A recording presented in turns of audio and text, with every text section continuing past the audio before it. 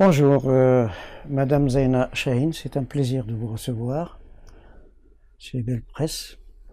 C'est une initiative que je trouve très positive et louable de vous inviter à une interview à caractère très particulier, d'autant plus que votre profil me pousse à accepter de vous interviewer, étant donné votre parcours universitaire, professionnel, politique, associatif, et cible mes questions. Voilà. En tant que femme, vous avez certainement participé à l'action féministe pour le Powerment. Je vous ai entendu en parler une fois.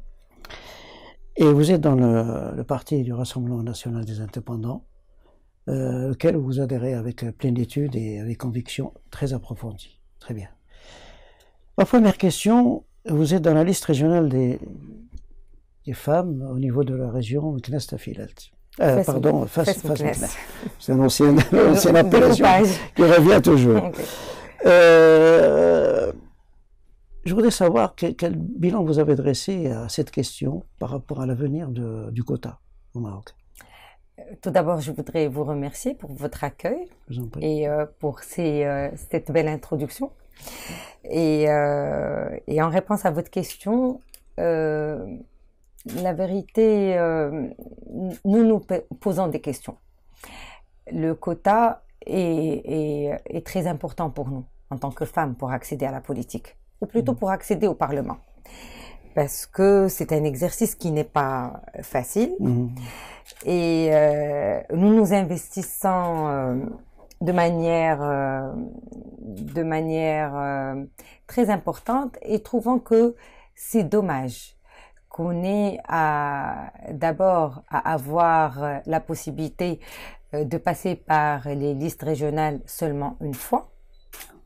C'est je ne dirais pas, je dirais que c'est comme un investissement où on n'a pas de perdu, où on n'a pas de retour. On développe une compétence qu'on laisse Exactement. partir. On développe une compétence et cette compétence-là n'a pas le droit d'être réélue à travers la liste régionale et doit justement entamer les élections par le biais justement des urnes. D'accord. Ce qui est quand même, ce qui reste encore difficile pour la femme marocaine.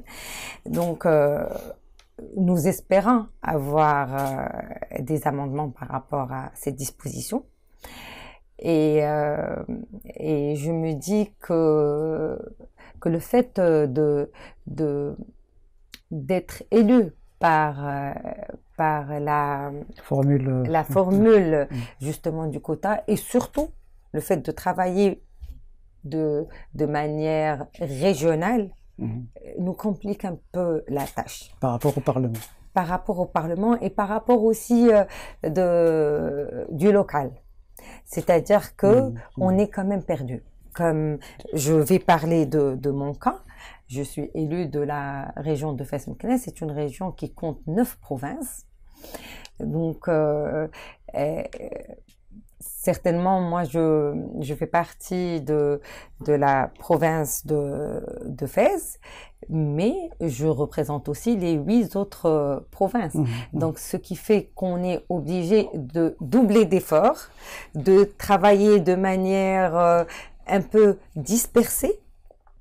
On n'est pas axé sur une province où on peut donner plus. Donc, il faudrait aussi voir comment cette représentativité féminine puisse avoir un rôle plus concret. Tu as aménagé le chou et la chèvre. Exact. Très bien, d'accord.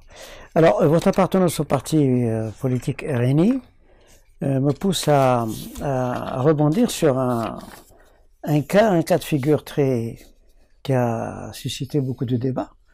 Donc vous voyez un petit peu que je vais au problème de l'encadrement de l'aide à l'importation du bétail. Très bien. Il y a même des médias marocains qui ont parlé de catastrophe, catastrophe d'État, etc. Je ne lis pas les choses comme ça. Je voulais quand même que vous me donniez votre aperçu personnel sur la réactivité du parti par rapport aux critiques qui ont été formulées de manière officielle. parce que j'ai constaté comme une sorte de laisser-aller, pas tout à fait de laisser-aller, mais attendons voir. Non, c'est pas le cas, Oui. parce que premièrement, il faut dire que il y a eu un communiqué. Le communiqué du ministère de l'Agriculture, qui est fondé sur des données qui sont précises et chiffrées et qui ont, à mon sens, donné des éléments de réponse qui sont très clairs. Donc un débat doit être... on ne peut construire un débat que sur des données factuelles et non pas sur des spéculations ou encore des théories non vérifiées, ce qui est le cas. Donc le parti, non, je ne dirais pas ça, plutôt nous, en tant que groupe parlementaire, avec la majorité, nous avons choisi de privilégier la mission d'information, qui est temporaire et qui est plus pragmatique, qui est, je dirais, pragmatique et réalisable. Pourquoi? Parce que c'est une procédure qui est souple, qui permet d'accéder à l'information directement auprès des partis et de pouvoir formuler des recommandations concrètes. Donc, on n'est pas à l'écart, mais on a choisi une procédure plus légère et rapide. Voilà, exactement. Très bien. Donc, par rapport aux déclarations de Monsieur le Secrétaire Général du ministère de l'Agriculture et des Pêches, lors d'une émission télévisée, où il a expliqué que finalement c'était les termes de subvention étaient mal placés, parce que ce sont des exonérations, etc. Mais le problème, d'après sa déclaration, il a fait allusion au mécanisme de production et d'importation, tout ce qui est bovin et agriculture. Est-ce que le parti a une lecture sur ces mécanismes de production au niveau de l'agriculture de façon générale? Pas uniquement de l'importation, c'est-à-dire voilà, l'importation, on a donné des exonérations, on a permis ceci, cela, et puis à la fin, on n'a pas abouti au résultat escompté, qui était la baisse du prix de la viande rouge. Est-ce que ces mécanismes ont été déterminés, détaillés? Est-ce que vous avez une idée là-dessus? Écoutez, moi je pose la question en tant que votre position par rapport à la commission des finances et du développement. Écoutez, par rapport à la commission, nous avons eu des dispositions qui sont très claires. Par rapport aux exonérations, comme vous le savez, c'était des exonérations, c'était des dispositions justement de la douane faites pour préserver justement notre cheptel. Et le Maroc avait décidé de ne pas importer. Maintenant, avec les conditions actuelles, surtout le vécu, la sécheresse,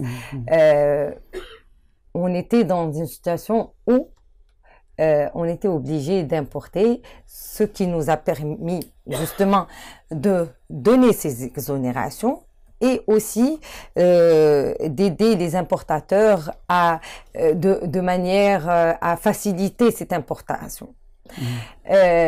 Quand on parle de ces exonérations, s'il n'y avait pas eu ces exonérations, on n'aurait pas eu le kilo à 90 dirhams ou à 110, on l'aurait eu à 340 et plus. Donc, franchement, c'est un problème qu'on a essayé de régler justement par ces exonérations et par la facilité de la procédure. Oui, je suis d'accord, le process avait bonne intention, mais la pratique et l'exécution a permis le contraire. Permis de constater le contraire. Parce que la viande n'a pas baissé, le prix de la viande n'a pas baissé. Il a relativement baissé. Je ne dirais pas qu'il n'a pas baissé, mais il a relativement baissé. Il y a un constat qui a été fait qu'effectivement il y a eu des baisses, mais dans les petits douars, dans les petites boucheries, pas. Vous allez dans les grandes surfaces, je ne vais pas dire un nom, vous verrez que les choses restent au témoin rouge. Voilà. Alors, j'ai autre chose à vous demander. C'est que c'est au niveau de la chronologie de ces décisions, ça a commencé en 2022, puis 2023 et 2024. L'opération de 2024 a déraillé par rapport à ce que dit l'opinion publique. Quelle est la différence? Qu'est-ce qui n'a pas marché par rapport à 2022 et 2023? Alors, je vais vous expliquer. C'est une impression qu'elle a déraillé. C'est pas le cas. D'accord, très bien. C'est pas le cas. D'accord. Alors, pour vous donner les chiffres exacts, alors, le coût global était de 437 millions de dirhams, répartis sur deux. 193 millions en 2023 et 244 millions en 2024. Comment ça a été réparti? On a importé à peu près 875 000 têtes. C'est comme ça qu'on... C'est ça, oui. Ouais, c'est ça. 386 en 2023 et 489 en 2024. Il y a eu une subvention de 500 dirhams par l'État et il y a eu l'exonération. C'était la même chose, là. C'est le même montant, surtout le chiquier chronologique. Oui, mais quand il parle de 2023. Justement, c'est ça la nuance. C'est qu'ils ont pris les chiffres et le montant et le coût de 23. Ils l'ont additionné à 24. Ils ont pris les 200% supposés être bénéficier. Être payés par les importateurs, alors qu'ils ont eu l'exonération. Ils ont eu ce chiffre-là. D'accord. De 1300 milliards. Ce qui m'intéresse dans la question, c'est pourquoi est-ce que le mécanisme de 2022 n'a pas fonctionné en 2025? C'est-à-dire que là, il y a eu un maintien d'un prix raisonnable. En 2025, c'est pas du tout le cas. 2024-2025, c'est pas du tout le cas. Donc, il y a eu quelque chose qui a cloché. Écoutez, d'abord, il faut dire que c'est un marché qui est un marché libre. La liberté des prix. Et à la liberté des prix, dans un premier temps. Et puis, moi, je ne dirais pas... Ça devait être pris en considération lors de l'établissement. Oui, c'est le cas, justement.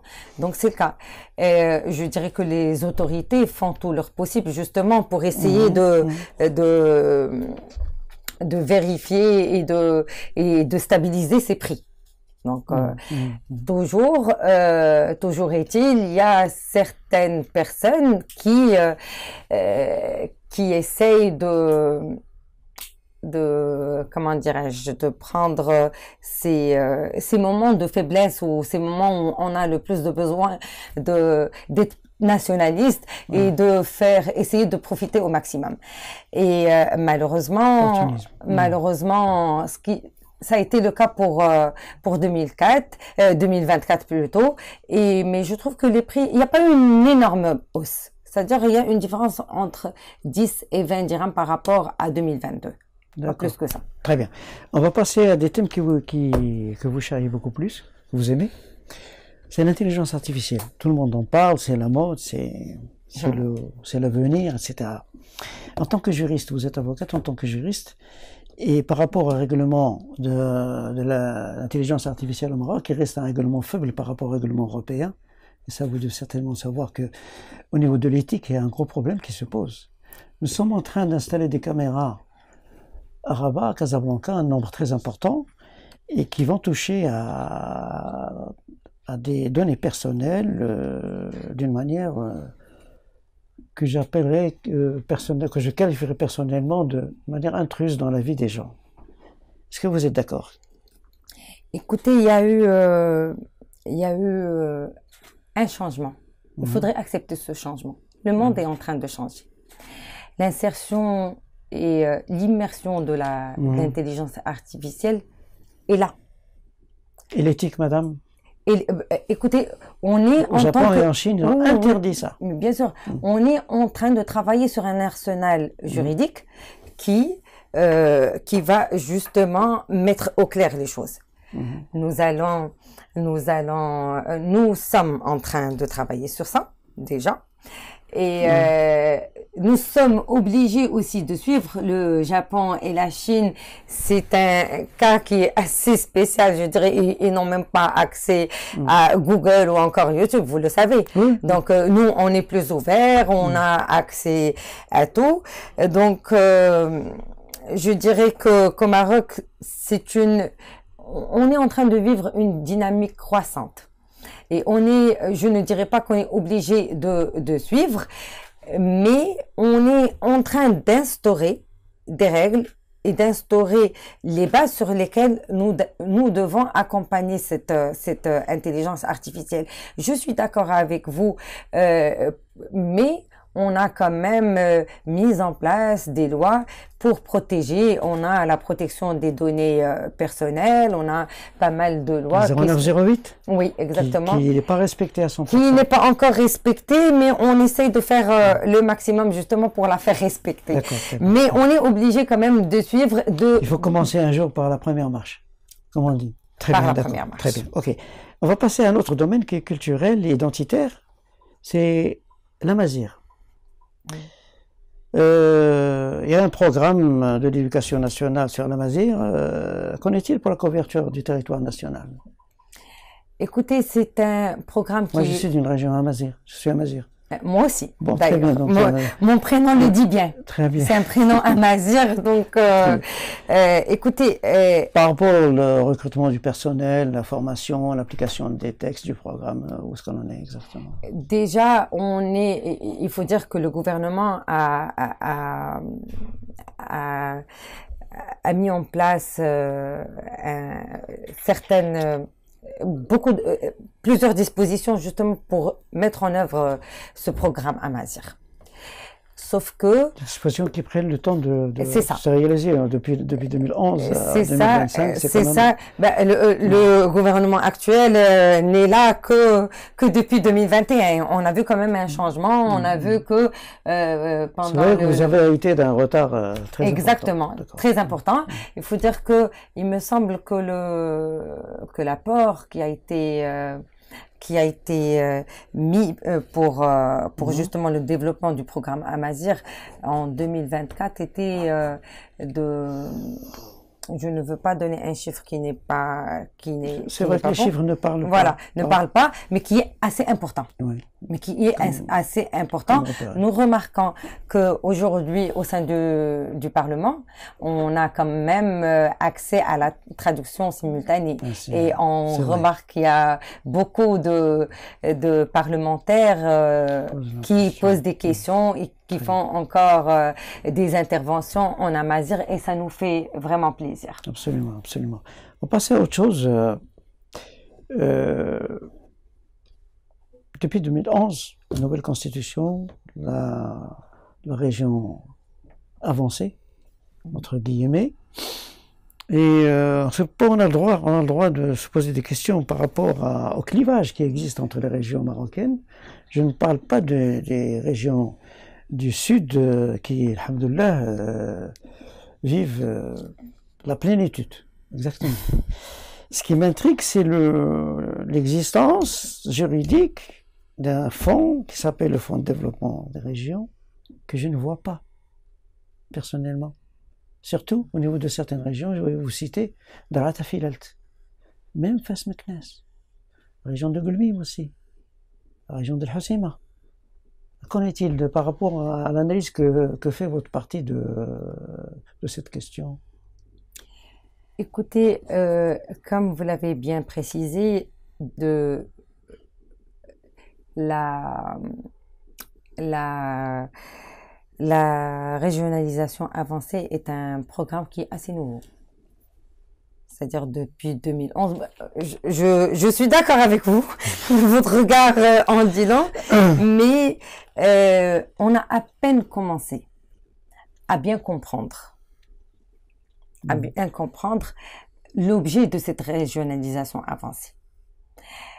Vous avez donné l'exemple de la région de Fès Meknès. Comme vous le savez, c'est une région qui a connu, je dirais, une période de stagnation exceptionnelle depuis un bon bout de temps. La région est une région qui est riche. Absolument. Potentialité énorme. Qui a vraiment du potentiel. Centralité. Tout. Oui, mais malheureusement, on a 40% justement de la nappe phréatique du Maroc qui est centralisée au niveau de la région de Fès Meknès.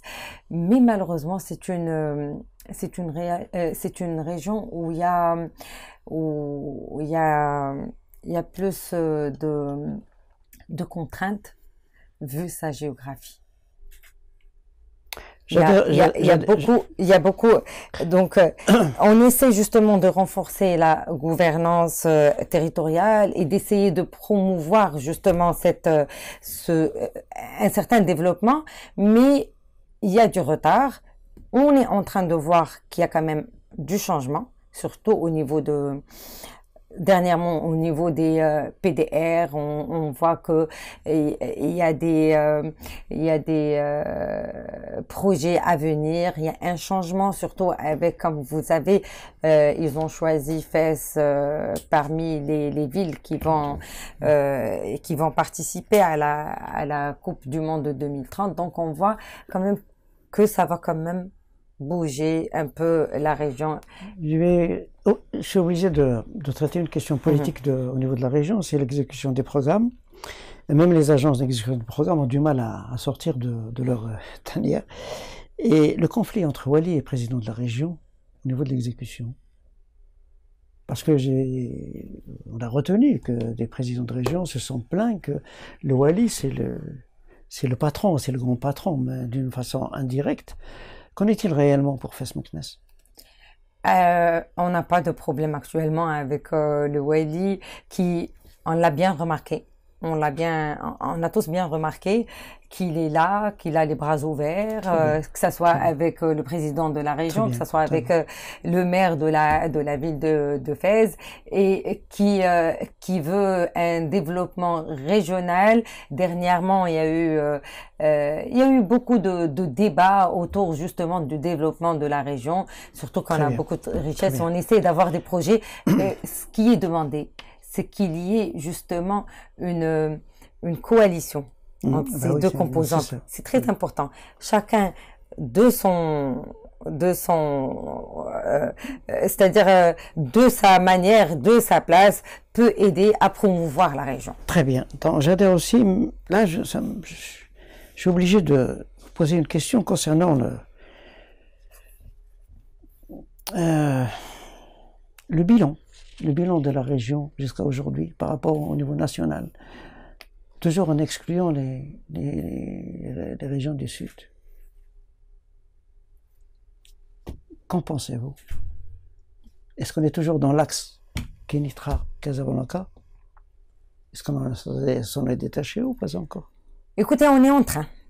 On est en train, on essaie, on a vu, je parlerai de la charte d'investissement, qui a mis en œuvre la nouvelle charte d'investissement qui a mis en œuvre plusieurs dispositions pour justement motiver les investisseurs à investir dans d'autres axes hors celui de Casa Kénitra, et avec des subventions, avec plus d'attractivité pour justement bouger un peu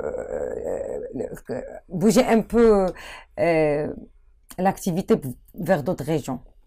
Dernièrement, on a vu des investisseurs s'installer sur Khouribga. On a vu d'autres qui viennent s'installer justement à Fès. On essaye d'avoir... Peut-être on gagne du terrain pour se rapprocher des régions les moins logées, les moins... Exactement. Donc, par exemple, là, la province de Boulmen est une province où il n'y a aucune unité industrielle. Je la connais très bien, cette province. Donc, et ça me pousse à vous poser la question sur est-ce qu'il n'y a pas une étude, un projet de redécoupage territorial, administratif, au niveau régional, indépendamment de l'affaire du Sahara? Oui. Corriger vers le haut. Là oui, c'est clair. Donc, et je fais allusion à Meknès Fès qui a fait couler beaucoup d'encre. C'est ça. Alors, le problème avec la région de Fès Meknès, c'est qu'on a deux pôles très importants. On a Fès et on a Meknès. Meknès faisant partie avant de la région du Tafilelt avait une certaine... c'est-à-dire avait une certaine présence. Une certaine prestance aussi. Et prestance aussi. Maintenant, on sent qu'il y a de la concurrence entre les deux entre les deux provinces, entre Fès et Meknès. Et donc, personnellement, je me dis que ce découpage n'est pas celui adéquat. Voilà, Est-ce que le parti n'envisage pas de poser la question officiellement? Parce qu'il y a un bilan quand même depuis 2011 à aujourd'hui, il y a quand même un bilan. Oui, voilà. Effectivement. Et par rapport à d'autres régions, il y a quand même une différence de développement. Oui, ça serait bien. On parle toujours de découpage, de changement du découpage, mais il y a encore rien de concret. Donc on va peut-être pousser à avoir plus d'informations de manière officielle et voir s'il y aura un changement pour le développement de la région. Espérons. Alors une dernière question. J'aurais aimé continuer davantage, mais là, question de temps. RNI, Rassemblement national des indépendants. Le titre indépendance, au niveau du concept, est-ce que le parti n'envisage pas de réétudier ça? Indépendant par rapport à quoi?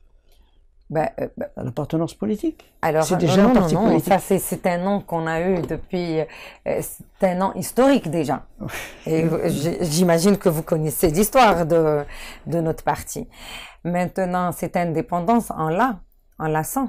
On a cette indépendance par rapport à notre travail.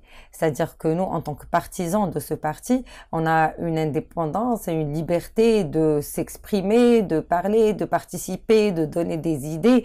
Donc, je ne crois pas qu'on voudrait changer ce terme-là parce qu'il nous représente en quelque sorte. D'accord. Je crois que j'ai épuisé mes questions. Tout ce que je voudrais, c'est vous remercier pour votre franchise, votre savoir-parler, votre présentation de réponses concrètes et espère, Inch'Allah, la prochaine fois, vous poser des questions plus dures et plus compliquées. Inch'Allah, ce sera avec plaisir. Ça a été un moment agréable de partager avec vous. Merci.